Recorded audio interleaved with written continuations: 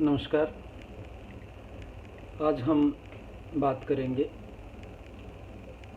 हिंदी नाटक की विकास परंपरा के विषय में। हम जानते हैं कि हिंदी साहित्य का इतिहास है वो 4 खंडों में विभाजित है: आदिकाल, भक्तिकाल, रीतिकाल और आधुनिक काल। और प्रत्येक काल की प्रवृत्ति के आधार पर उन्हें अलग अलग नाम भी दिए गए हैं। जैसे आदिकाल को वीरगाथा काल, भक्तिकाल, मध्यकाल को 2 भागों में बांट करके एक को भक्तिकाल और दूसरे को रीतिकाल। आधुनिक काल को हम गद्य काल के नाम से भी जानते हैं। जितनी भी गद्य की विधाएं हैं उन विधाओं का आविर्भाव है वो आधुनिक काल में ही हुआ और नाटक भी इससे अछूता नहीं है। अगर हम हिंदी नाटक की विकास परंपरा को देखें और उसकी शुरुआत को देखें तो हिंदी के नाटकों के आरंभ को लेकर यह विवाद आज भी बरकरार है कि नहुस, आनंद, रघुनंदन, प्रबोध, चंद्रोदय आदि में से हिंदी का पहला नाटक किसे माना जाए। काफी विवाद के पश्चात गिरधर दास कृत नहुस को हिंदी का पहला नाटक सामान्यतः स्वीकार कर लिया गया है।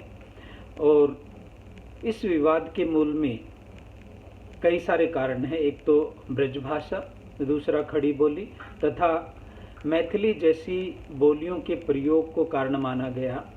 तो दूसरा जो कारण है वो गद्य की जगह पद्य के प्रयोग को भी कारण माना गया है। भारतेंदु युग नाटक प्रयोग को लेकर कई एक प्रतिमानों से जुड़ा हुआ है और इन प्रतिमानों के आधार पर हिंदी नाट्य लेखन परंपरा का वर्गीकरण भारतेंदु को आधार बना करके किया गया है। और इसीलिए हिंदी नाटक विकास परंपरा है उसको मुख्यतः हम 3 भागों में विभाजित कर देते हैं। एक भारतेंदु युगीन नाटक, दूसरा प्रसाद युगीन नाटक और तीसरा प्रसादोत्तर नाटक।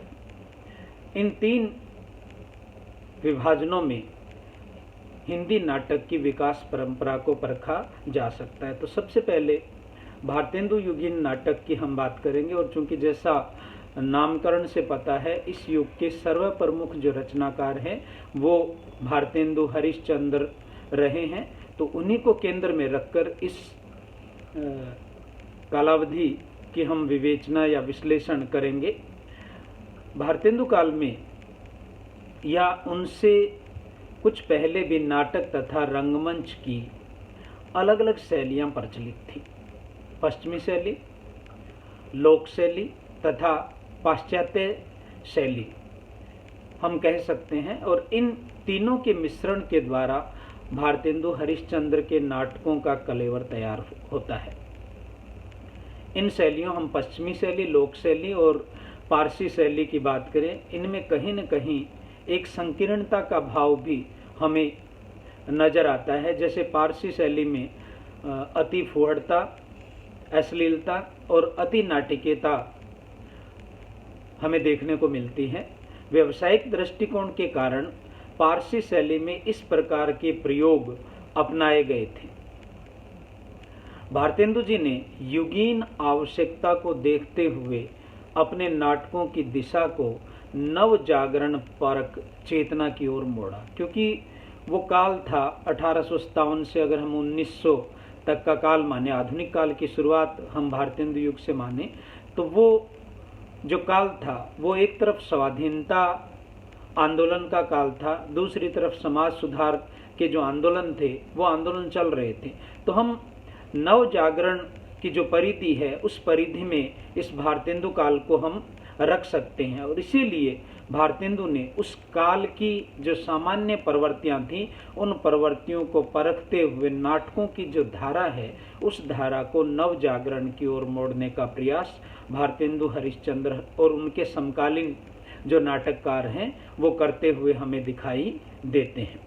उनके स्वयं द्वारा रचित और अनुदित नाटकों में कुछ महत्वपूर्ण नाटकों की चर्चा इस समयावधि में की जा सकती है, चाहे हम विद्या सुंदर की बात करें, चाहे हम नील देवी की बात करें, चाहे हम पाखंड विडंबनम की बात करें, या हम वैदिक हिंसा न भवती की बात करें, या विशस्य विस्मौषधम की बात करें, या सत्य हरिश्चंद्र की बात करें, अंधेर नगरी की बात कर लें, भारत दुर्दशा की बात कर लें, ये सारे के सारे नाटक हैं अलग अलग समस्याओं के सामने, और जिनमें नव जागरण का भाव या भारतीय संस्कृति का भाव उनमें कहीं न कहीं सन्निहित है, उसको लेकर के हमारे सामने आते हैं।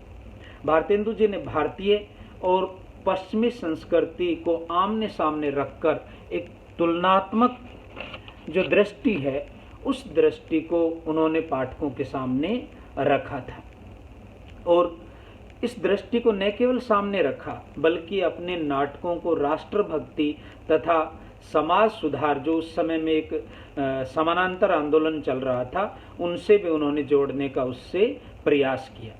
आरंभ में इनके नाटकों में नैतिकता तथा हिंदूवाद की झलक भी देखी जा सकती है।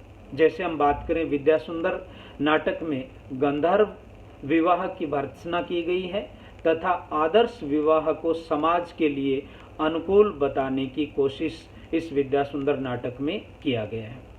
अगर हम नाटक नील देवी की बात करें तो ये एक ऐतिहासिक नाटक है जिसमें हिंदू नारी की मर्यादा और अस्मिता के साथ साथ उसके वीरांगना रूप की भी चर्चा इस पूरे नाटक में हमें दिखाई देती है। नायिका नील देवी अपने पति की हत्या का प्रतिशोध अब्दुल रशीद से लेती है तथा हिंदू नारी के अस्तित्व का आदर्श स्थापित करती है।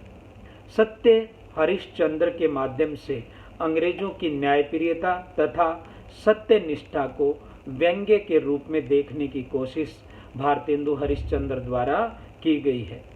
भारतेंदु हरिश्चंद्र ने दिखाया कि सत्य और न्यायप्रियता पश्चिमी जगत की उत्पत्ति नहीं है बल्कि भारतीयों की मूल्यपरकता का अभिन्न हिस्सा है। वैदिक हिंसा न भवती, वैदिक कर्मकांडों और बाहरी आडंबरों के विरोध में एक दस्तावेज प्रस्तुत करने वाला नाटक है। विशस्य विस्मौषधम एक तरफ सामंती क्रूरता तो दूसरी तरफ औपनिवेशिक शोषण के विरोध में व्यंग्यपूर्ण नाटक है। भारतेंदु हरिश्चंद्र ने सामंती रूढ़ियों को समाज के लिए विषाक्त माना है। पूंजीवादी सत्ता के आगमन के पश्चात भारतीय सामंतवाद का पतन हुआ, परंतु यह पूंजीवाद भी भारतीय स्वतंत्रता को हरण करने वाला साम्राज्यवादी विष ही था, उससे अधिक और कुछ न था। भारतेंदु ने इस नाटक के माध्यम से यह दिखाया कि अंग्रेजी सत्ता जैसे विष के माध्यम से यदि सामंती सत्ता जैसे विष का समाधान ढूंढा जा सकता है तो नव जागरण चेतना अंग्रेजी सत्ता के विरुद्ध भी उपचार हो सकती है। अंधेर नगरी पश्चिमी बाजारवाद, सत्ता की अदूरदर्शिता तथा शासन की अन्यायप्रियता को उद्घाटित करने वाला नाटक है। भारतेंदु का यह नाटक आज भी प्रासंगिक है क्योंकि पश्चिमी बाजारवाद ने वस्तुवादी मूल्यों के बीच भेद समाप्त कर दिया है। टके शेर भाजी टके शेर खाजा आज के बाजारवाद का भी मूल मंत्र है। भारत दुर्दशा भारतीय पराधीनता के खिलाफ एक आर्तनाद है। इस नाटक में भारतेंदु का स्वर आलोचनात्मक उतना नहीं है जितना कि आत्ममूल्यांकन परक भावों और प्रतीकों का प्रयोग करते हुए भारतेंदु ने यदि अंग्रेजी पराधीनता की आलोचना की तो भारतीय आंतरिक रूढ़ियों की आत्मभर्त्सना भी की है। इस नाटक में सामूहिक रुदन के लिए आह्वान कुछ और नहीं बल्कि आत्मभर्त्सना ही है। तो ये भारतेंदु हरिश्चंद्र के प्रमुख नाटकों को रखते हुए भारतेंदु युग का विवेचन और विश्लेषण करने का प्रयास इसमें किया गया है। कल हम प्रसाद युगीन नाटकों के विषय में बात करेंगे। धन्यवाद।